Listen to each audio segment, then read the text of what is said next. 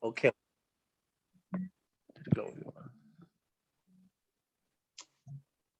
Yuk, guys. Assalamualaikum warahmatullahi wabarakatuh. Kami dari kelompok 5 yang beranggotakan saya sendiri, Prameswara Diva Syahputra, lalu ada Romi, Radewineta, dan Prima Ariandi. Di matkul pemindahan tanah mekanis ini kami akan mengulas penambangan emas dan tembaga pada PT Freeport Indonesia. Next. Latar belakang. Merupakan perusahaan tambang mineral afiliasi dari Freeport McMoran atau FCX dan Mining Industry Indonesia. PT FI menambang dan memproses biji menghasilkan konsentrat yang mengandung tembaga, emas, dan perak. PT Freeport Indonesia beroperasi di dataran tinggi terpencil di Pegunungan Sudirman, Kabupaten Mimika, Provinsi Papua, Indonesia.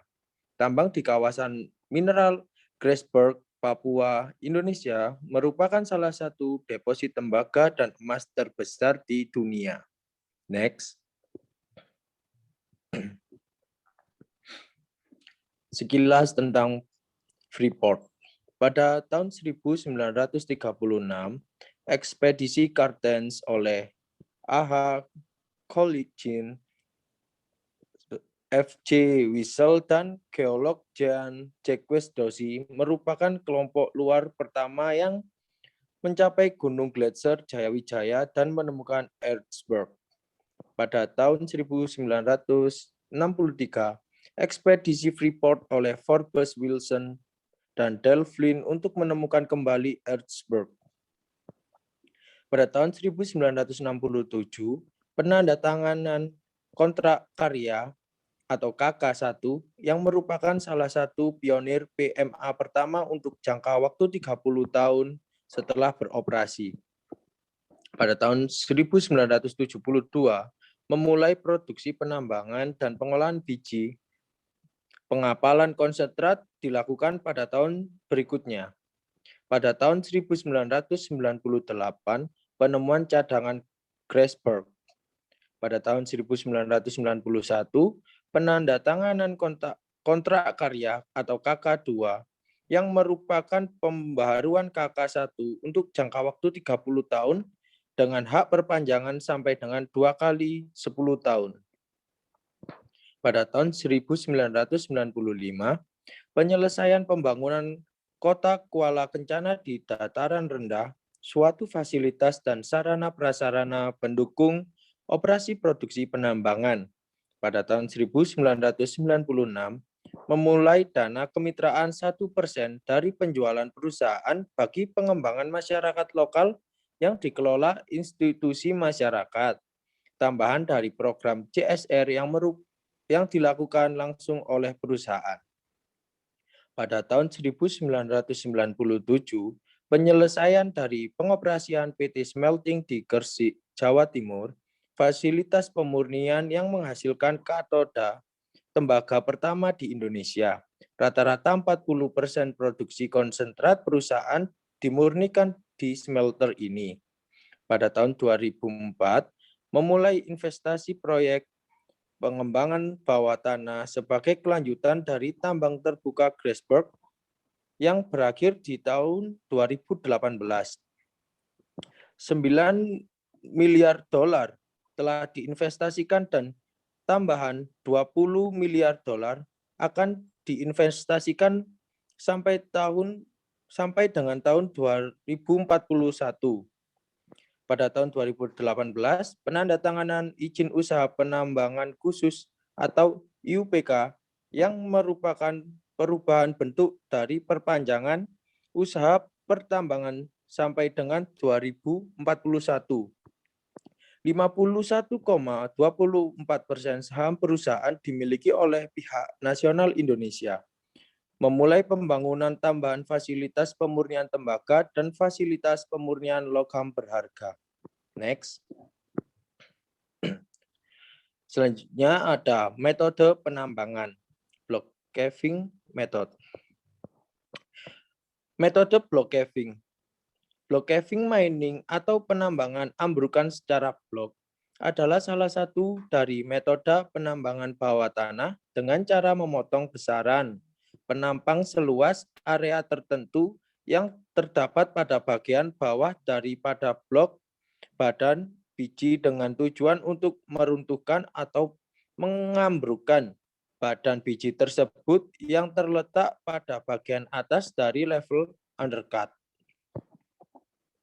Next. Metode penambangan ini diterapkan terutama pada blok badan biji yang besar dan massa batuan dengan ukuran tinggi dengan tingkat produksi yang tinggi pula. Bidang pada massa batuan dengan ukuran yang telah diledakkan pada tahap undercutting, sehingga massa batuan yang terdapat di atasnya akan runtuh atau ambruk. Penarikan biji hasil runtuhan atau ambrukan pada bagian bawah kolom biji akan menyebabkan proses runtuhan atau ambrukan dan berlanjut ke atas sampai semua biji di atas level undercut runtuh dan ditarik atau draw melalui lubang penarikan draw point. Untuk proses selanjutnya, metode block caving dapat diterapkan pada cadangan biji dengan ketebalan yang lebih dari 30 meter.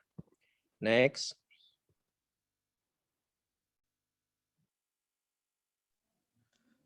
Metode block caving. Metode penambangan block caving memungkinkan dilakukan produksi berskala besar dengan kadar biji relatif lebih rendah, bentuk badan biji masif dan tebal serta banyak rekahan, kemiringan endapan yang curam bahkan tegak. Metode ini semakin banyak diusulkan untuk menambang sejumlah cadangan mineral di seluruh dunia, sehingga diperlukan ruang lingkup pemahaman yang lebih baik terhadap perilaku block caving. Singkat cerita pada gambar ada metode block caving undercutting.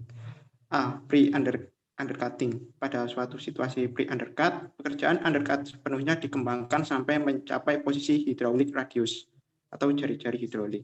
Kemudian drawbell atau draw horizon dikembangkan di bawah di suatu kondisi yang sudah tidak mengalami tegangan atau distress area.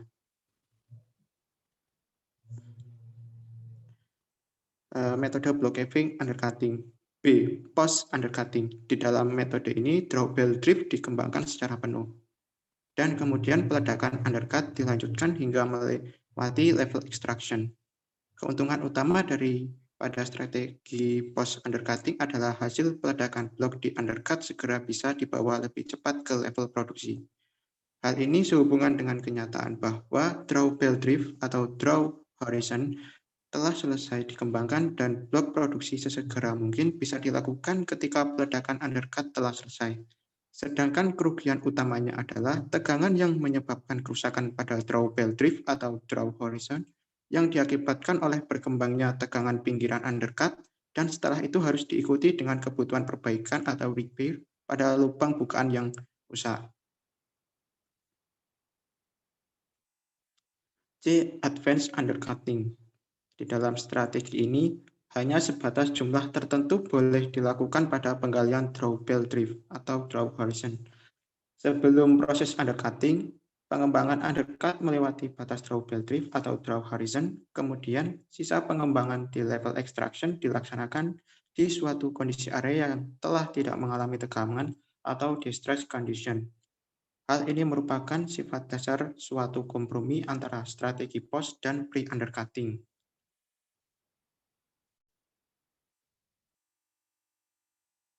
Skema hubungan antara panel drift dan undercut.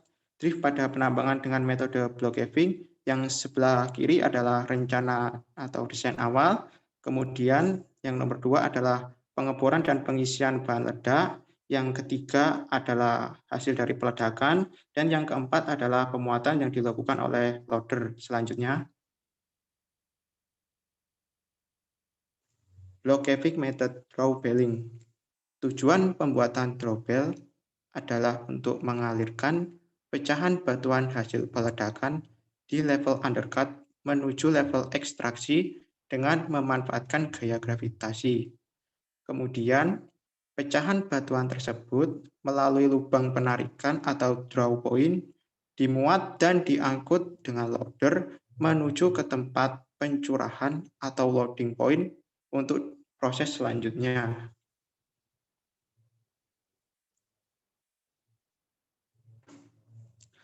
Pada prinsipnya, pembuatan drawbell dilakukan pada daerah yang sudah tidak mengalami abutment stress.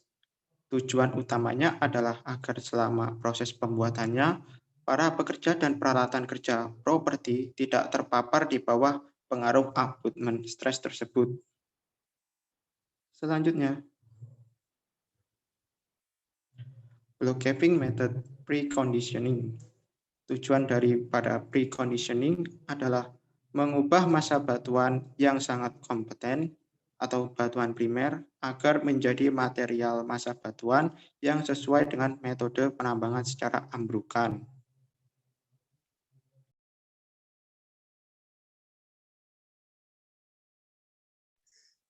Kemudian selanjutnya itu ada block caving method preconditioning. Beberapa macam metode yang sudah sering dilakukan yaitu hydrofracturing. Jadi hydrofracturing itu yaitu memompakan cairan tertentu di atas level undercut yang sifatnya eco-friendly ke dalam lubang bor dengan menggunakan pompa yang bertekanan hingga 12.000 MPa. Kemudian yang kedua ada distress blasting, yaitu dilakukan pada daerah yang mengalami abutment stress yang sangat tinggi dan sifat batuannya sangat kuat dengan cara peledakan. Next. Kemudian ini ada tahapan-tahapan dari metode block caving. Yang pertama itu ada pemboran, kemudian peledakan, yang ketiga ada loading, dan yang terakhir ada hauling. Jadi untuk sistem produksi pada tambang block caving terdiri dari yang pertama pemboran atau daerah undercut. Ini menggunakan alat pneumatik dan rotary percussion. Kemudian yang kedua peledakan, itu untuk daerah undercut juga. Bahan peledak yang digunakan umumnya adalah emulsion. Kemudian yang ketiga ada pemuatan dari drawbell atau orpas. Peralatan yang digunakan adalah loader. Kemudian yang terakhir itu ada pengangkutan pada level utama. Peralatan yang digunakan adalah LHD, truk, kemudian belt conveyor. Proses ini dimulai dengan penggunaan bahan peledak di bagian bawah badan biji untuk memecah batu, kemudian batuan disalurkan ke bawah dan dipindahkan ruang kosong dalam proses remove memungkinkan gravitasi untuk terus memaksa badan biji ke bawah. Kemudian loader otomatis memindahkan biji ke kereta di mana itu nanti diangkut, kemudian dihancurkan, kemudian dibawa ke permukaan untuk proses tambahan. Next. Jadi seperti ini ilustrasi dari proses block caving. Jadi bisa dilihat pada gambar yang pertama, itu ada undercut pendahuluan, kemudian level undercut itu penggalian dari bawah, kemudian ada tanda panah menuju ke kanan itu untuk drawbell, kemudian juga ada titik biji atau belum sepenuhnya dikembangkan.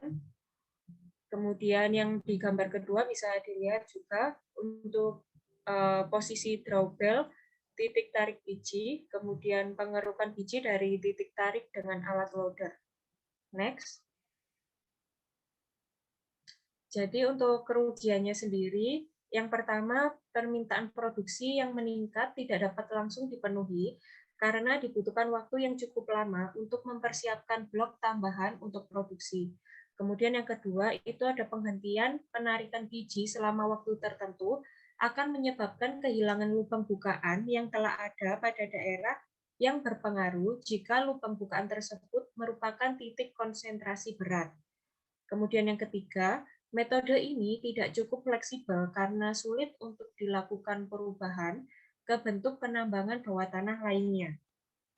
Kemudian yang keempat, itu peronggaan dan penurunan permukaan tanah terjadi dalam skala yang besar, sehingga mengakibatkan permukaan tanah menjadi berbahaya. Kemudian yang terakhir, itu pemeliharaan lubang bukaan di daerah produksi sangat penting dan mahal, jika terbentuk pilar yang menerima beban terlalu besar.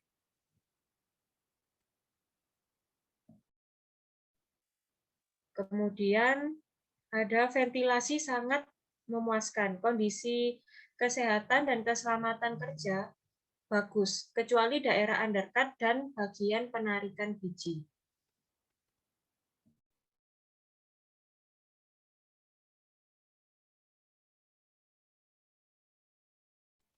Next.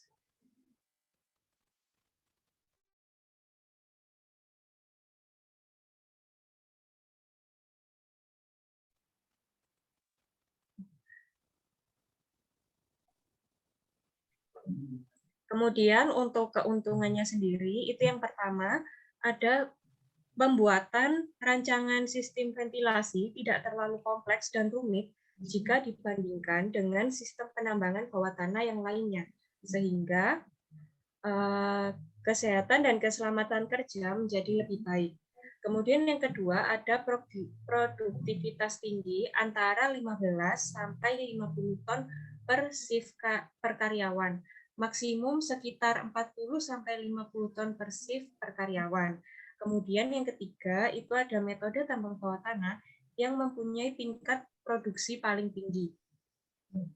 Kemudian selanjutnya, keuntungan dari metode ini itu recovery penambangannya tinggi.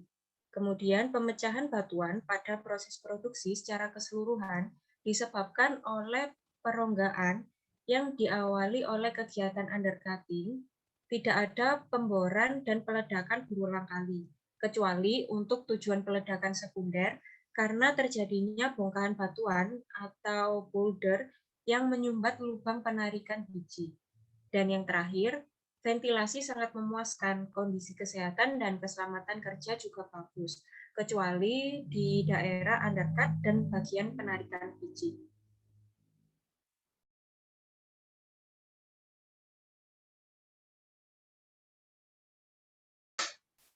Kemudian yang selanjutnya yaitu pemilihan alat berat oleh PT Freeport Indonesia. Jadi yang pertama, PT Freeport Indonesia memiliki alat yaitu Caterpillar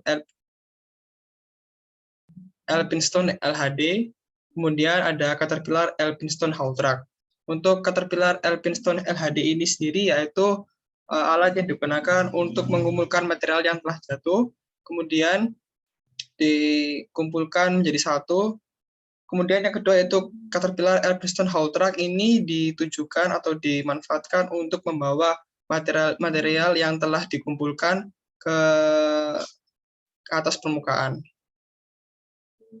Kemudian yang ketiga ada DD320S Development Rig Drill, yaitu untuk memasang bor dan masukkan bahan peledak. Yang keempat yaitu ada Temrock Commando 300.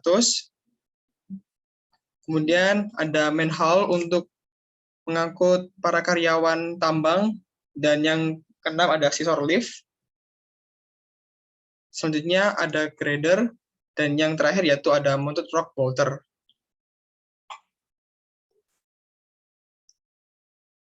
Kemudian untuk rencana produksi dari PT Freeport Indonesia yaitu sebagai berikut. Pembangunan tambang bawah tanah di Ozi berkapasitas 25.000 ton per hari diselesaikan 18 bulan lebih cepat dari jadwal yang direncanakan. Tidak lama setelah produksi di Ozi mencapai 25.000 ton per hari, selanjutnya perluasan menjadi 35.000 ton per hari pun segera selesai di muka jadwal dan tempat di anggaran. Berikut merupakan grafik dari profil produksi dari tahun 2000 hingga tahun 2012. PT Freeport Indonesia menyelesaikan perluasan ekspansi produksi tambang di Ozi hingga 50.000 ton per hari dengan memasang alat penghancur yang kedua serta ventilasi tambahan maupun percepatan berbagai kegiatan pengembangan tertentu yang biayanya mencapai kurang lebih 60 juta dolar Amerika Serikat. PT Freeport Indonesia mengantisipasi peningkatan produksi hingga 80.000 ton per hari. Peningkatan tersebut dapat mempercepat perolehan kandungan biji berkadar tinggi dari tambang bawah tanah. Sekian dari presentasi kelompok 5. Wassalamualaikum warahmatullahi wabarakatuh.